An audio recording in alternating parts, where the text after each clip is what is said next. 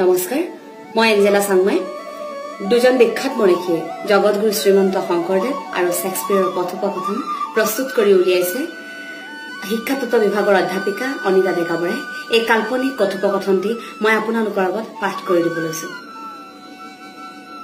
শেক্সপিয়াৰ, আপুনি মোক তুমি বুলি সম্বোধন কৰিব।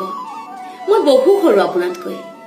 আপোনাৰ মৃত্যুৰ সময়ত মোৰ বয়স মাথো 4 বছৰ। মই আচৰিত হওঁ এজন ব্যক্তিৰ জীৱনকালত কিদৰে সম্ভৱ ইমানবোৰ সৃষ্টি। শংকৰদেৱ, তথাপিও তোমাক বিশ্বই জানে।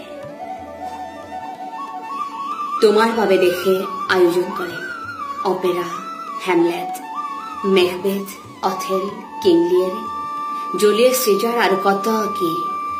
শেক্সপিয়াৰ, নাই, তেনে কথা নাই। মই কেতিয়াও আপোনাৰ দৰে নৃত্য, গীত, কাব্য, নাট, ভাওনা, পৃথক ভাষা, অনুবাদ, চিত্ৰশিল্পী তথা সমাজ সংস্কাৰক নাছিলো। আপোনাৰ সৰ্বশ্ৰেষ্ঠ সৃষ্টি এক সনাতন ধৰ্ম, যাগ যজ্ঞ, বলিবিধান, তান্ত্ৰিকতা, সহস্ৰ ঈশ্বৰৰ সলনি মাথো এক ঈশ্বৰৰ প্ৰতি হৃদয় উৎসৰ্গা আৰু সত্ৰসমূহ য'ত ব্ৰহ্মচাৰ্যৰ লগতে সংস্কৃতিৰ চৰ্চা। সঁচাই আপুনি মহাপুৰুষ, যুগনায়ক। শংকৰদেৱ, মই হতাশ হওঁ।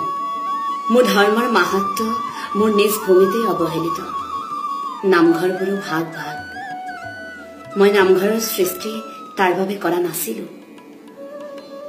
মই বুদ্ধদেৱৰ আত্মশুদ্ধিকৰণৰ কথা সমাজক বুজাইছিলো। ঈশ্বৰৰ পৰা পৃথক হব কোৱা নাছিলো। মাথো সত্যাৰ বিনিময়ত আশীৰ্বাদ মহাপাপ বুজাইছিলো। কিন্তু আজি আচৰিত হৈছো, ক্ৰমান্বয়ে বাঢ়ি আহিছে মোৰ জন্মভূমিত পুনৰে যাগ যজ্ঞ, বলিপ্ৰথা, অন্ধবিশ্বাস, দাইনী হত্যা। শেক্সপিয়াৰ, সকলোতে আছে সেইবোৰ। মোৰ দেশতো এতিয়া সকলো ভাগ ভাগ। খ্ৰীষ্টান ধৰ্মৰো 3টা ভাগ, Catholic church, Eastern Orthodox church, প্ৰটেষ্টেণ্টিজিম।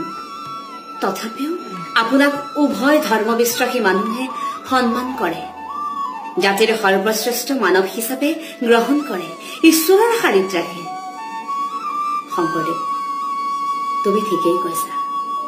তোমাৰ চনেট পুথিসমূহ মোৰ খুব প্ৰিয় আৰু তুমি লিখা প্ৰকৃতি তথা বন্ধুত্বৰ কবিতাসমূহ অতুলনীয়। শেক্সপিয়াৰ, আপোনাৰ বৃন্দাবনী বস্ত্ৰ মোৰ খুব প্ৰিয়। আমি ভাগ্যৱান, সেইখন ইউৰোপতহে আছে এতিয়া। ধন্যবাদ আপোনাক। শেক্সপিয়াৰ, আপোনাক খুব হতাশ দেখিছো। শংকৰদেৱ, তুমি ঠিকেই কৈছা। মই হতাশ হৈছো মোৰ দেশৰ নৱপ্ৰজন্মক লৈ। হয়, ময়ো কেতিয়াবা ভাবো আপুনি যেতিয়া নৱজাগৰণৰ সৃষ্টি কৰিছিল অসমত, তেতিয়া আমেৰিকাৰ মাত্ৰ আৱিষ্কাৰ হৈছিল। আপোনাৰ জন্মৰ 43 বছৰৰ পিছতে আমেৰিকাৰ আৱিষ্কাৰ। শংকৰদেৱ, অথচ আজি 4,000 বছৰীয়া সভ্যতাৰ দেশ আমি ক'ত আৰু তোমালোকৰ দেশ ক'ত? শেক্সপিয়াৰ, ময়ো কেতিয়াবা ভাবো কথাবোৰ। কিছুমান সভ্যতাই কিয় আকাশ চুব নোৱাৰে? ইমান ধনী সভ্যতাবোৰে কিয় পিছুৱাই যায়? শংকৰদেৱ, সঁচাই তোমালোক ইউৰোপীয়ানসকল সুখী দেশ। 2018ত বিশ্বৰ সকলোতকৈ সুখী দেশ নৰৱে, ফিনলেণ্ড, ছুইডেন আদি সকলো বিশ্বৰ সুখী দেশৰ তালিকাত 133 নম্বৰ স্থানত। কি দুৰ্ভাগ্যজনক। নাজানো কেতিয়া যুৱ প্ৰজন্মই জাতিক লৈ ৰাজনীতি কৰিব এৰিব, কেতিয়া কৰ্ম সংস্কৃতিক সন্মান কৰিব, কেতিয়া চাফ চিকুণে পৰিষ্কাৰ দেশ গঢ়ি তুলিব। কেতিয়া? শেক্সপিয়াৰ। হতাশ নহব শংকৰদেৱ। কিয় নহম?